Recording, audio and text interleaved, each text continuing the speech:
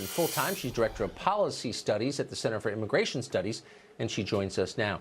Jessica, very simple question. We're moving toward, the national conversation is moving toward a consensus on the left that we ought to abolish ICE.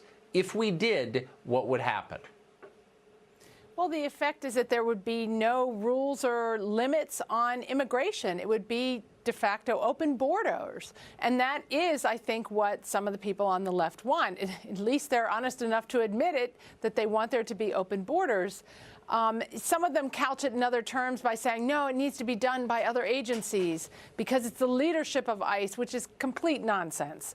What they're against is immigration enforcement and rules, and they want to delegitimize immigration enforcement. But immigration laws are not some obsolete law in the books that don't deserve to be enforced. Americans want immigration laws enforced because they protect job opportunities for Americans. They protect taxpayers from having to shell out money for people who shouldn't be here, for social services, schools, health care. And they, as you pointed out, keep our communities safe by removing criminal aliens from our country. So it's absurd to say that we should not have this work done.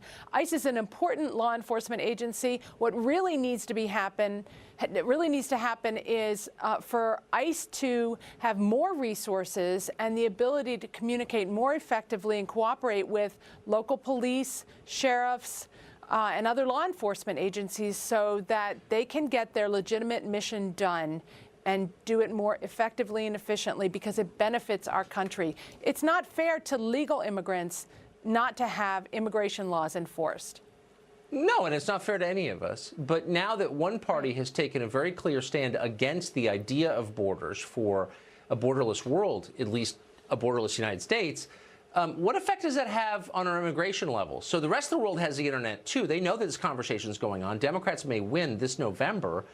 Isn't this a draw, an incentive for people to try and come here illegally? I think it is. I think that we've seen that in other cases when there's been talk of amnesty. We get more illegal immigration because, the people overseas are getting the message that we don't care about enforcing our immigration laws. We see the same effect from sanctuary policies that attract people, and the smugglers certainly use it as a marketing gimmick for them to get more customers.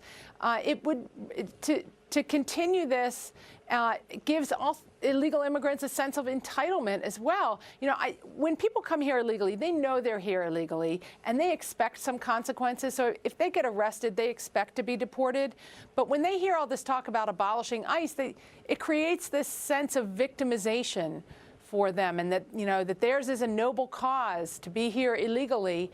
And it just undermines the rule of law, of course it does, and our immigration system. And, Americans don't. And it guarantees you're getting a worse class of immigrant. You really want to import people who started out by breaking our laws? It's like exactly who you don't want. It's nutty. Right. Jessica, thank you. Great to see you. Thank you.